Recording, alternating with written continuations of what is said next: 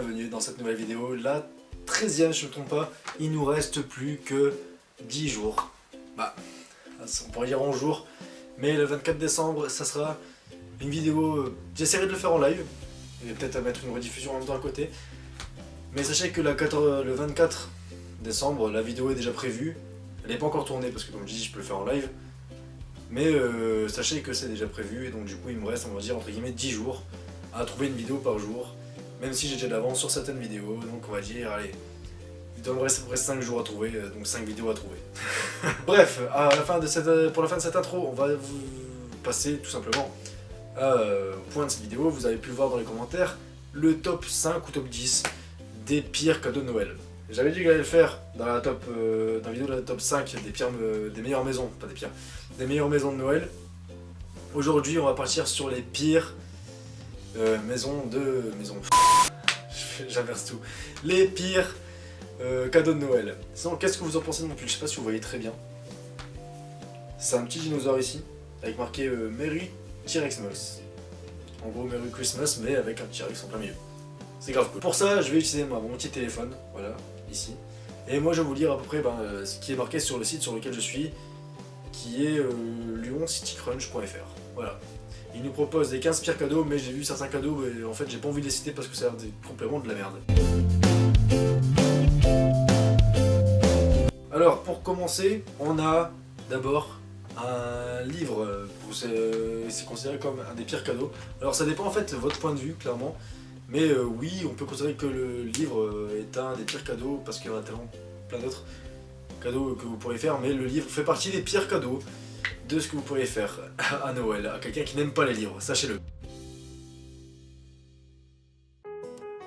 Le deuxième pire cadeau, alors, deuxième pire cadeau, on a la balance.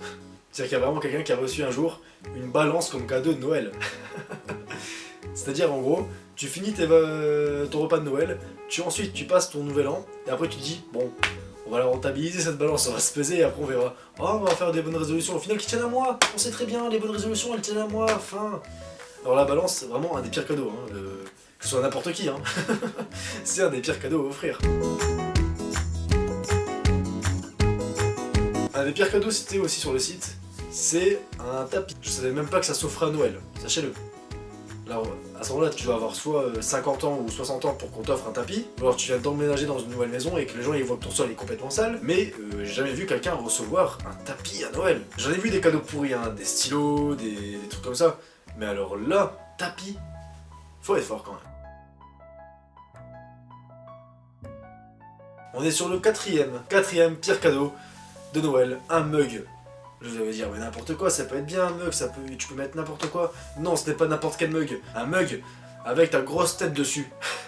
Donc t'imagines, c'est vraiment, il y a quelqu'un qui est venu chercher dans ses photos, sur ton Facebook, sur ton Instagram, sur tes réseaux sociaux, il est venu chercher une photo de ta tête et il a dit, tiens, ça on va le mettre sur un mug.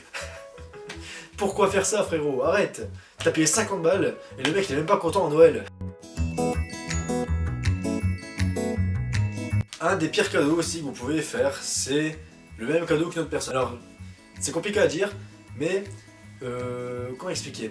Soit vous faites le même cadeau qu'une autre personne, soit la personne n'aime pas de base ce cadeau, et donc du coup ce cadeau va repartir directement dans le magasin. C'est pour ça que gardez bien forcément les tickets de caisse quand vous achetez quelque chose.